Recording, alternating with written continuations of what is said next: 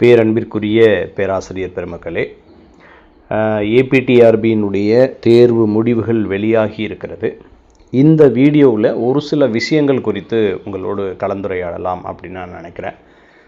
ரொம்ப முக்கியமான ஒரு விஷயம் என்ன அப்படின்னா, கட்டுரை வினாக்களில், அதாவது பேப்பர் 2ல் நிறைய மதிப்பெண்கள் குறைந்திருக்கிறது அப்படின்னு நம்மளுடைய பேராசிரியர்கள் நிறைய பேர் கால் பண்ணி பேசுகிறாங்க.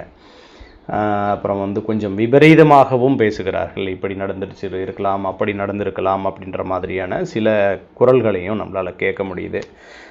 நேற்றிலிருந்து இன்றைக்கு வரைக்கும் வாட்ஸ்அப் வழியாகவும் அது மாதிரி நிறைய வாதாடி கொண்டு வருகிறார்கள்.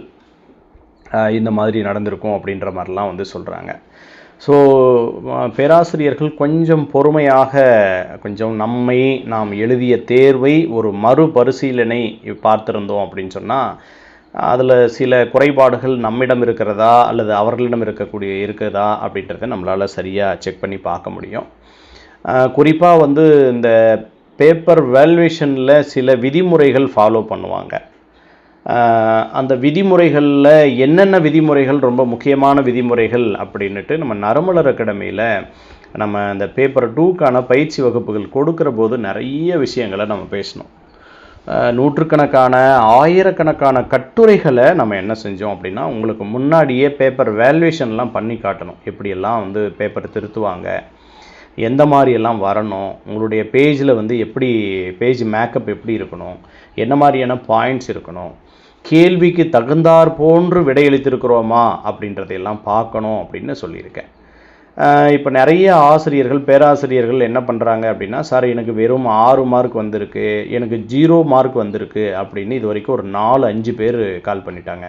எனக்கு ஏன் 0 மார்க் வந்தது அப்படின்னு கேட்டிருக்காங்க. அதே மாதிரி எனக்கு ஏன் 5 மார்க் போட்டிருக்காங்க, 7 மார்க் போட்டிருக்காங்க, 9 மார்க் போட்டிருக்காங்க, நான் ரொம்ப நல்லா எழுதுனா எனக்கு 40 மார்க் வரும், கண்டிப்பாக எனக்கு நான் பேப்பர் ஜெராக்ஸ் வாங்குகிறேன், அதில் எனக்கு இவ்வளோ மதிப்பெண்கள் வரும் அப்படின்னு கேட்குறாங்க.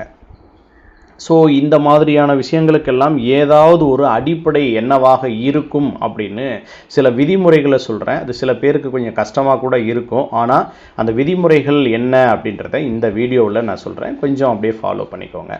முதல்ல எனக்கு ஏன் 0 வந்தது அப்படின்னு நம்ம ஆசிரியர்கள், எனக்கு நான் 100 மார்க் வாங்கியிருக்கேன் பேப்பர் 1ல், ஆனால் பேப்பர் 2ல் எனக்கு 0 வந்திருக்கு அப்படின்னு சொன்னால், அதற்கு மூல காரணம் என்னவாக இருக்கும் அப்படின்னு பார்த்தீங்கன்னா, அவர்கள் கேட்ட கேள்விக்கு நீங்கள் விடையளிக்கிற அந்த இடத்துல தவறுதலாக சில குறியீடுகளை நீங்கள் பண்ணியிருப்பீங்க. அது மத அடையாளங்களை குறிக்கக்கூடிய சொற்கள் அல்லது ஏதோ ஒரு வகையான எனக்கு நம்பிக்கை ஏற்படுத்தக்கூடிய வகையில் ஏதாவது ஒரு கொட்டேஷன் நீங்கள் பயன்படுத்தியிருப்பீங்க. அந்த கொட்டேஷன் அவர்களுடைய பார்வையில் தவறான கொட்டேஷனாக இருந்திருக்கலாம்.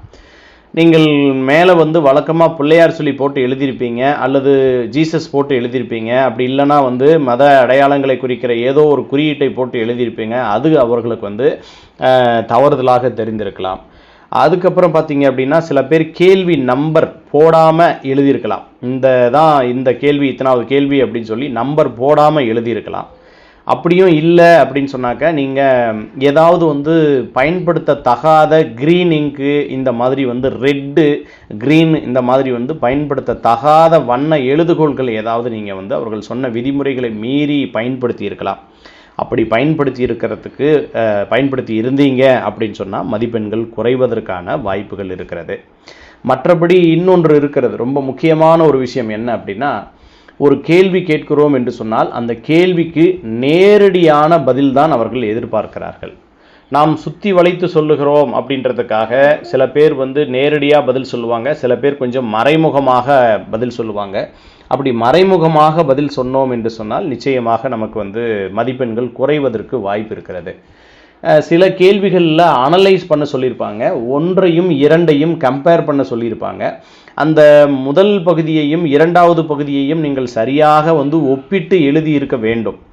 முதல்லே ஒரு விளக்கம் கொடுத்து அதற்கு பிறகு 2ஐயும் ஒப்பிட்டு எழுதியிருக்க வேண்டும். அப்படி ஒப்பீடு நீங்கள் செய்யவில்லை என்று சொன்னால் நிச்சயமாக உங்களுக்கு மதிப்பெண்கள் குறைந்திருக்கும். சரிங்களா? இந்த நேரத்தில் அந்த கேள்விகளை வைத்துக்கொண்டு சொல்லியிருந்தால் நல்லா இருந்திருக்கும். ஆனால் அந்த கேள்விகளை பார்க்குற அளவுக்கு நேரம் இல்லை. நம்மளுடைய பேராசிரியர்கள் தொடர்ந்து கால் பண்ணிகிட்டே இருக்கிறாங்க. அதனால் ஏறத்தாழ நேற்று இரவு 12 மணி வரைக்கும் பேசினேன். இப்போவும் காலையில் 5:30 மணிலேருந்து இன்னமும் பேசிகிட்டே தான் இருக்கேன். ஆனால் முடியல. எல்லோருக்கும் விடையளிக்க முடியல அப்படின்றதுனால தான் இந்த மாதிரி வீடியோவே நான் வந்து போடுறேன். ஸோ பேராசிரியர்கள் கொஞ்சம் பொறுமையாக நம்ம என்ன தவறு செய்திருக்கிறோம் அப்படின்னு சொல்லி கொஞ்சம் யோசித்து பார்த்தீங்க அப்படின்னா தெரிஞ்சிருக்கும்.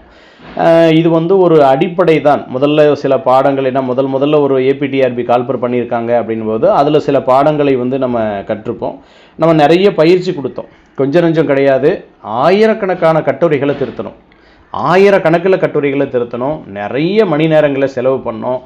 இது எல்லாம் பண்ணி உங்களுக்கு வந்து இப்படித்தான் இருக்கும் அப்படின்னு சொன்னோம். நம்ம மாடல் டெஸ்ட் வச்சோம். நீங்கள் எல்லாருமே வந்து மாடல் டெஸ்ட்லாம் பார்த்துட்டு ரொம்ப பெரிய அளவுக்கு வந்து பாராட்டினீங்க. இப்போ அந்த அளவுக்கு வந்து எல்லாத்தையும் பண்ணவர்களே என்ன செஞ்சுருக்காங்கன்னா அந்த மாதிரி நிறைய மதிப்பெண்களை குறைஞ்சிருக்காங்க. இன்னும் சொல்ல போனோம் அப்படின்னா சில பேருடைய கட்டுரையெல்லாம் நான் வந்து உங்களுக்கு உதாரணமாக காட்டி இப்படித்தான் கட்டுரை இருக்க வேண்டும் அப்படின்னு சில கட்டுரைகளை எல்லாம் நான் காட்டினேன். அந்த காட்டியவர்களுக்கே வந்து என்ன இருக்குது அப்படின்னு பார்த்தீங்கன்னா அந்த மதிப்பெண்களில் சில குறைபாடுகள் இருக்கிறது, கொஞ்சம் குறைஞ்சிருக்கு. அப்புறம் நம்ம பேராசிரியர்களிடையே சில விஷயங்கள் சொல்கிறாங்க, சார் இந்த கேள்வி எழுதினவங்களுக்கு மட்டும்தான் அதிகமான மதிப்பெண்கள் போட்டுட்டாங்க அப்படின்னு சில பேர் இன்னொரு கேள்வி மேலே குற்றச்சாட்டு வைக்கிறாங்க. இன்னும் சில பேர் என்ன சொல்கிறாங்க அப்படின்னா இந்த கேள்வி எழுதினவங்களுக்கு தான் சார் மார்க் அதிகமாக வந்திருக்கு அப்படின்னு சொல்கிறாங்க. அதாவது அவரவர்களுடைய கொஷினுக்கு எவ்வளோ மார்க் அப்படின்றத விட என்னை விட அதுக்கு வந்திருக்கு இதுக்கு வந்திருக்குன்னு சொல்கிறாங்க. ஒருத்தருக்கும் ஒரு வகையான கெப்பாசிட்டி இருக்குது. எல்லாமே வந்து பேராசிரியர்கள் அப்படின்றதுனால அது அவரவர்களுடைய திறனை எப்படி வெளிப்படுத்தி இருக்கிறார்கள் என்பதை பொறுத்து இருக்கும்.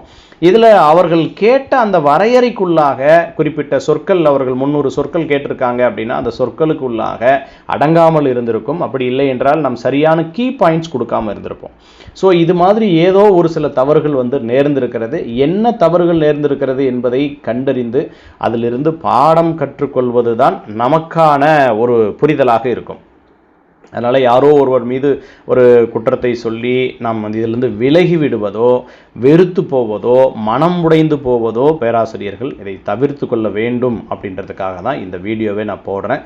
ஸோ இது மாதிரி என்ன தவறு நம்மிடம் நடந்திருக்கிறது என்பதை சரியாக சுய பரிசோதனை செய்து கொள்வதற்கான நேரம் இந்த நேரம், சரிங்களா? அதனால் இதை வந்து நினைவில் வச்சுக்கோங்க. இன்னொன்று என்ன அப்படின்னு பார்த்தீங்கன்னா, நாம் வந்து சரியாக நாம் எழுதிய பேப்பர் தான், அதில் நாம் சரியாக எழுதியிருக்கிறோம் அப்படின்னு நாம் நினைக்கிறோம். ஆனால் நாம் என்ன மாதிரியான பாயிண்ட்ஸ் கொடுக்குறோமோ இதே மாதிரி சிறந்த மதிப்பெண்களை வழங்கணும் அப்படின்றது பேராசிரியர்களுடைய முடிவாக இருக்காது. ஒரே ஒரு விஷயத்தை நாம் ஒரு கோணத்தில் பார்ப்போம், பேராசிரியர்கள் அவர்கள் ஒரு கோணத்தில் பார்ப்போம். அவர்களுக்கு என்ன ஒரு சில கீ பாயிண்ட் கொடுத்துருப்பாங்க, அந்த கீ பாயிண்ட் வச்சு தான் அதை வந்து பார்த்துருப்பாங்க. அதனால் வந்து யாரெல்லாம் ஸ்கீம் எழுதினாங்களோ அவங்களுக்கெல்லாம் மார்க் அதிகமாக வந்துருச்சு, யாரெல்லாம் வந்து இது அடுத்த முதல் கேள்வி எழுதணுமோ அவங்களுக்கெல்லாம் வந்து மதிப்பெண்கள் குறைஞ்சிருக்கு அப்படின்னு ஸ்கீம் எழுதினவங்க, முதல் கேள்வி எழுதினவங்க ஸ்கீம் எழுதினவங்க மேலே சொல்கிறாங்க. ஸ்கீம் எழுதுனவங்க என்ன சொல்கிறாங்க அப்படின்னாக்க கடைசி சுற்றுச்சூழல் எழுதுனவங்களுக்கு அதிகமாக வந்து மதிப்பெண்கள் வந்துருச்சு அப்படின்னு ஒருத்தரை மாற்றி இப்படியே சொல்லிகிட்டே இருக்காங்க. ஆக மொத்தம் எல்லா இடத்துலையும் மதிப்பெண்கள் குறைந்திருக்கிறது அப்படின்றது நிதர்சனமான உண்மை, அதில் எந்த மாற்றமும் இல்லை. அதில் நம்ம என்ன பண்ணியிருக்கோம், நம்ம தமிழ் மீடியத்தில் எழுதுனதுனால மதிப்பெண்கள் குறைஞ்சதா, அல்லது சரியான கிராமர் மிஸ்டேக் வந்து நிறைய வந்துருச்சா, அல்லது தமிழ் எழுதும்போது நிறைய எழுத்துப்பிழைகள் அதிகமாக வந்துருச்சா, என்ன குறைபாடு அப்படின்றத முதல்ல என்ன செய்யணும் அப்படின்னு சொன்னால் நம்ம சுய பரிசோதனை செய்து கொள்வதற்காகத்தான் இந்த வீடியோவை போட்டிருக்கேன். யாரையும் குறை சொல்வதோ அல்லது இப்படி இருக்கும் அப்படி இருக்கும் என்று வந்து பேசுவதோ என்னுடைய நோக்கம் கிடையாது. எந்த இடத்தில் நாம் வந்து தடுக்கி விழுந்திருக்கிறோம் என்பதை பார்த்து கொண்டு அடுத்தடுத்த கட்டத்திற்கு எப்படி உயர வேண்டும் என்பதை வந்து மனதிலே கொள்ளுங்கள் பேராசிரியர்களுக்கு. அதற்காகத்தான் இது போட்டேன். நிறைய பேர் அதே மாதிரியே கால் பண்ணிட்டு இருந்தனால தான் அந்த வீடியோவே போட்டிருக்கேன். ஸோ அடுத்தடுத்த அறிவிப்புகள் என்ன அப்படின்றத நான் பின்னாடி உங்களுக்கு இது பண்ணுறேன். இது வரைக்கும் நம்மளுடைய சேனல் சப்ஸ்கிரைப் பண்ணலைன்னா பண்ணிக்கோங்க. அனைவருக்கு பேராசிரியர்களுக்கும் நல்வாழ்த்துக்கள். கடைசியாக நம்மளுடைய நல்ல மதிப்பெண்கள் வைத்திருக்கக்கூடிய நம்மளுடைய பேராசிரியர் பெருமக்களுக்கு நம்ம வந்து நேர்முக தேர்வுக்கான அந்த வகுப்புகள் நடத்த இருக்கிறோம். அதனால் இணைய விரும்புகிற ஆசிரியர்கள் இந்த வாட்ஸ்அப் குரூப்பில் இருங்க. அனைவருக்கும் நல்வாழ்த்துக்கள்.